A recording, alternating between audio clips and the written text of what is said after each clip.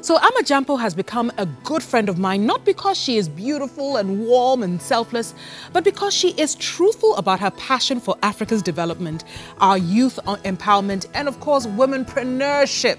Now, every single time the two of us get together to have a conversation, we realize even more that the time for action is now. Amma, now. How are you? I'm very well, thank you. When I say the time is now, what does it mean for you? It means that there are so many stars aligning at this moment in time. You know, there are a lot of eyes on the continent. There are a lot of opportunities on the continent. The demographics are on our side. So I think it's just a moment in time where everything is coming together for us to really be serious about the opportunity that presents. So, for example, take me back, let's just say 15, 20 years. Could you see into the plan that you had for yourself, that you were going to come back home to Ghana, you were going to change things, you were going to empower the youth? Did you have this plan 20 years ago? Not at all. What plans did you have 20 years ago? Gosh, 20 years ago, I would have been hustling in London, trying to get back into university. You know, I left home at 18, 19, and I had to get to work, you know, to just save up enough money to go back to uni. So it was learning about, you know, how a Pizza Hut is run as a small business. And that kind of gave me a lot of insight into how a business runs, the mechanics of it, and what it takes to make a business work. So it was very much, you know, early morning starts, you know, with one job, having a full-time or training myself to type, how to, you know, use a computer, and then, you know, evenings in a restaurant, you know, saving my tips and paying my rent with my salary. So that was the life I was living 20 years ago. And so Ghana or Africa, going back home was not an option. It wasn't on my mind. Not at all. No. Not at all. Even more so, the kinds of businesses and the kinds of effort you're putting into helping young entrepreneurs find their footing. What brought you to that? I think quite a few factors. I mean, I've always been passionate about entrepreneurship. You know, when I pick up a magazine or a newspaper, I automatically go to the how I made it section, the SME section. It's always been something that's been very close to my heart. I mean, my grandfather was an entrepreneur. He was a pediatrician in Kumasi, and one of his favorite clients was actually Prempeh II. Oh, wow. But he also did a lot of pro bono work for the community.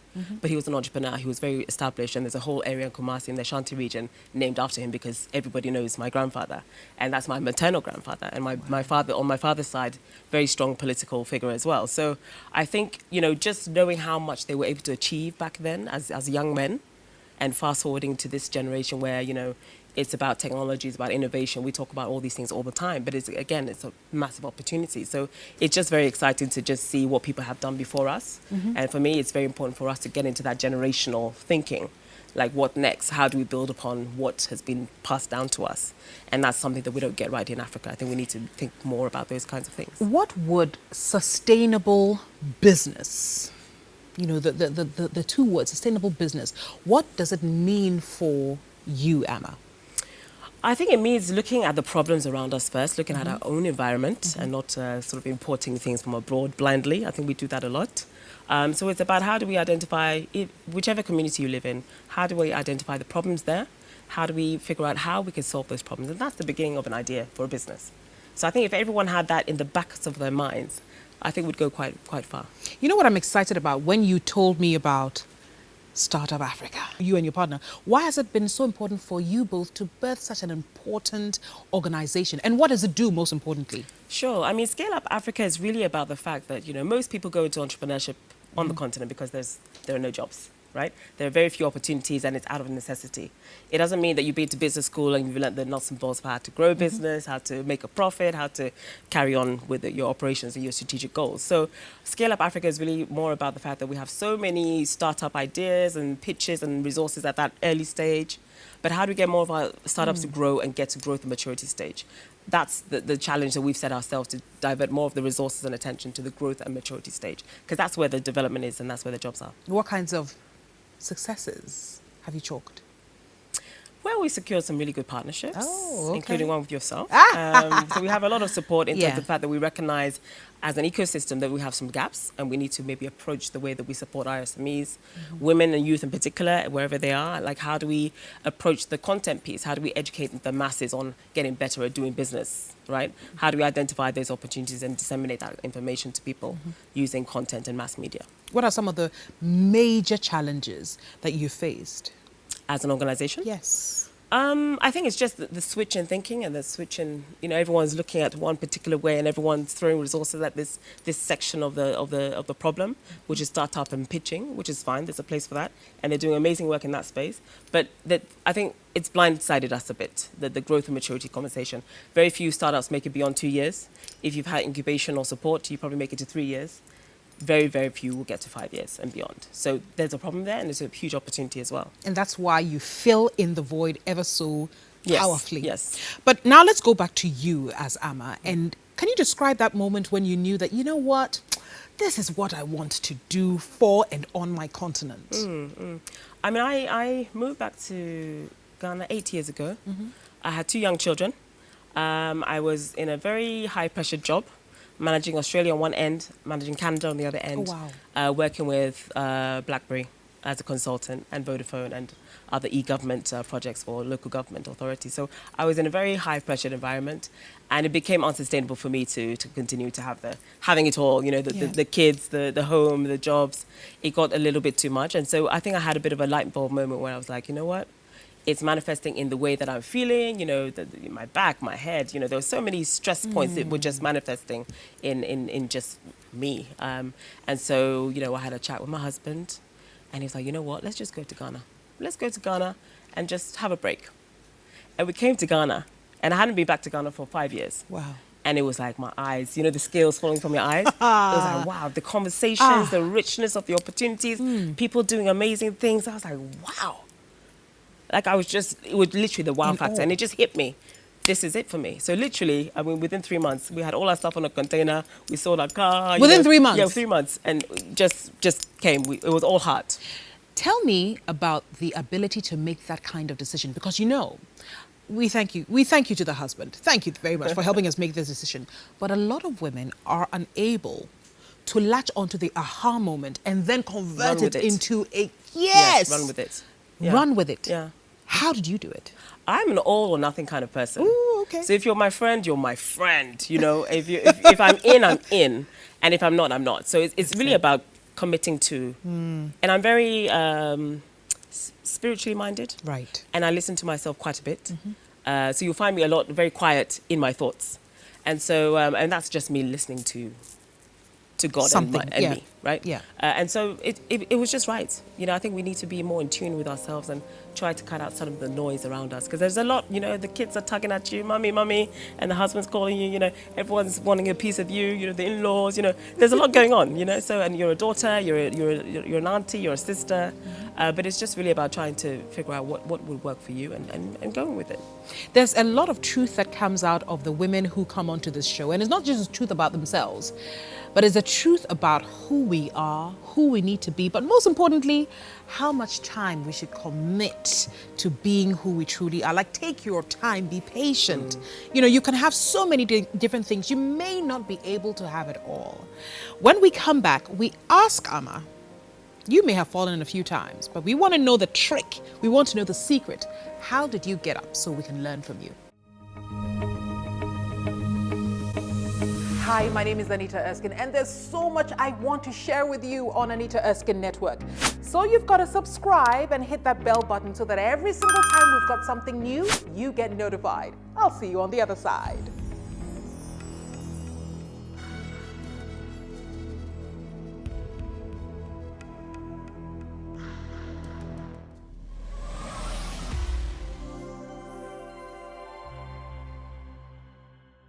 You're welcome back to Shiros, and Amma GYAMPO is teaching me some basics of being a successful entrepreneur. Can I say that? Successful entrepreneur? Because that's what you are, right? I'll own that. Ooh, just take it. Still building. Still building. But I think success is relative. You moved back home successfully. You started Scale Up Africa successfully. You are a very powerful speaker and a force to reckon with successfully. Your husband is in the studio today, so that is successful. But what would be your keys to success? Amma, maybe one or two that you live by that we can learn from today on Shiros. So my late grandfather used to tell my mother to always be her normal self. Hold on. Always be your normal self. Your late grandfather used to tell your mother. Yes, as a child. And that's something that she... To always be... Her normal self. Her normal self. Yes, so be your normal self. That's number one. You can't deny who you are, right?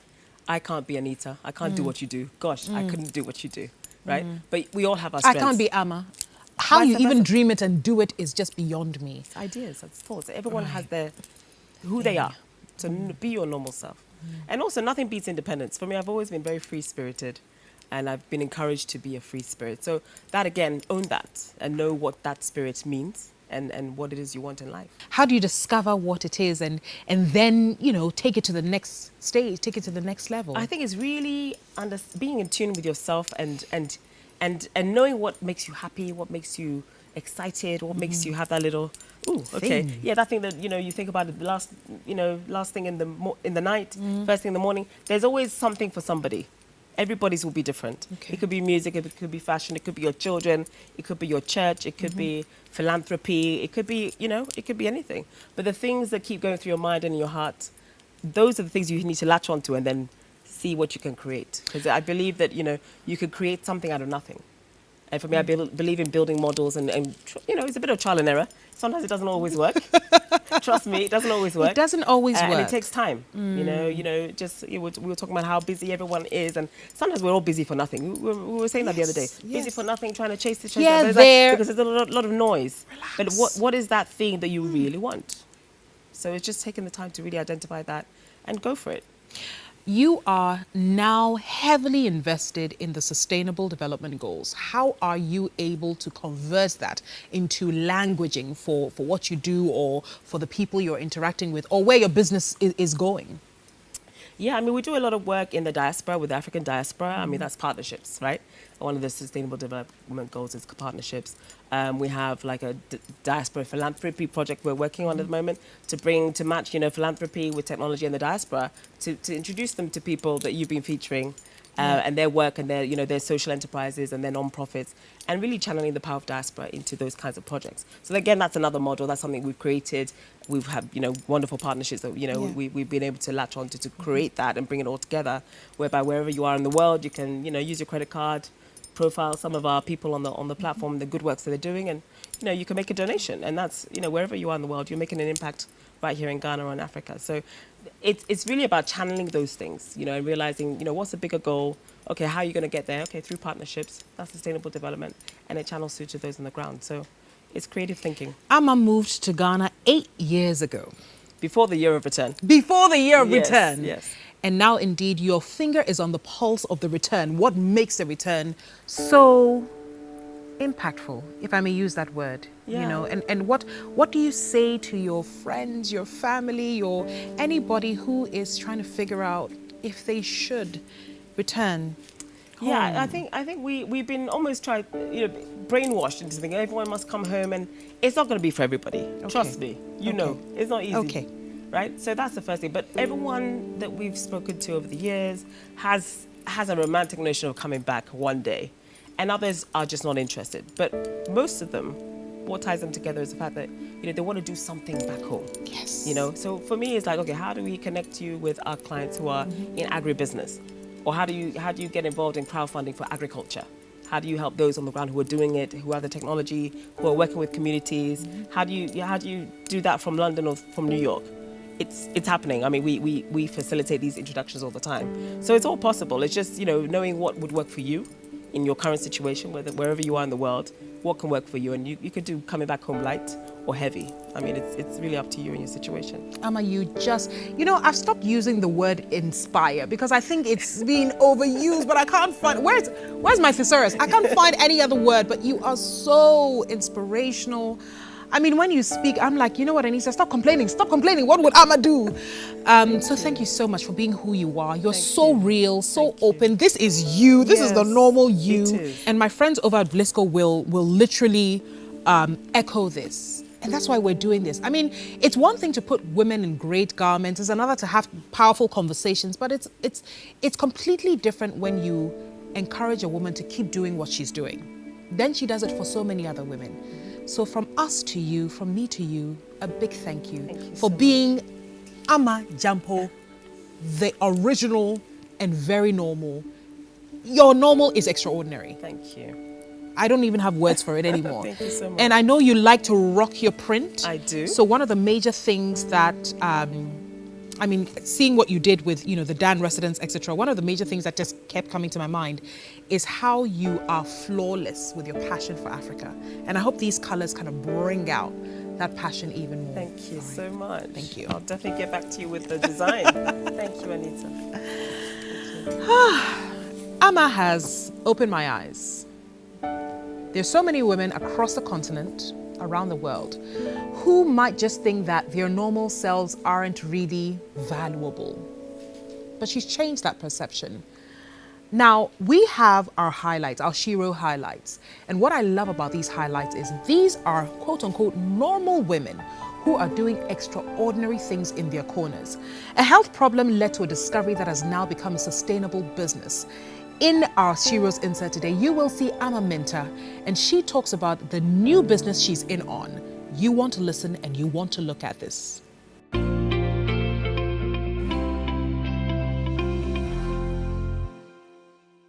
My name is Amma Minta.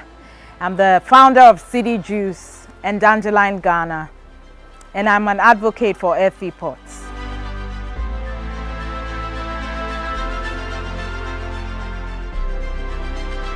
I went to NAFTI to study filmmaking, and there I had the opportunity to travel abroad and to study film as well.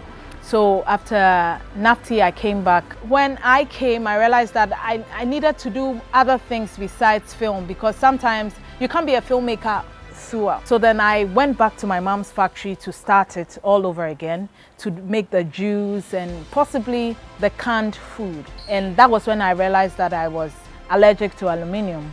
Then when I was notified, they gave me two options. Either I go for the titanium or I look for something else besides aluminium pots.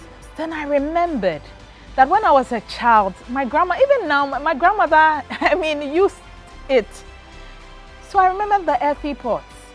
So that's when my entrepreneurship kind of like popped to another different dimension, because now I found something I was passionate about, and it was beneficial not only to me but to anybody else who could have the same problem. So then I started traveling to villages. I'll hear a pot here, and the next minute I'll sit in a trotro and go there and go and look for the women who do it. The ones I use go on fire. They are made differently, and even the women, some of them don't use the pots to cook.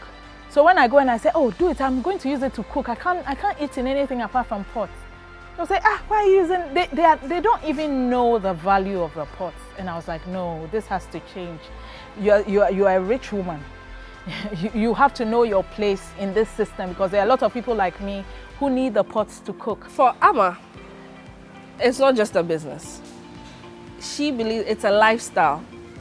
It's an advocacy that she's passionate about, because it's saving her life now, and she's trying to save as many lives out there as possible. Going into earthy pots, it's not just for money, for cash or for fame. It's a way of life. The reason why I love these earthy pots is because of the chain of employments and the processes that you go through to even get a pot in your kitchen. There are a lot of people who are connected. You have the men who go to a farm, we call it the clay farm, where they go and harvest the clay and bring it to the women to mold the clay. And the women who mold them, their husbands are there to help them fire the clay. And after they fire the clay, then they need somebody to bring the clay to the marketer or to the one who sells it. And that is me. And in that same case, I'm the one who is also the consumer. So there's a chain that is very sustainable.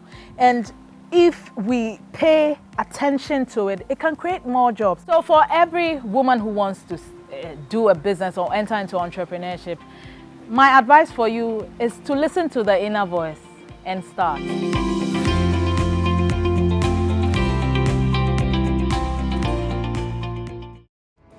My biggest lesson today is when you start, everything else will follow.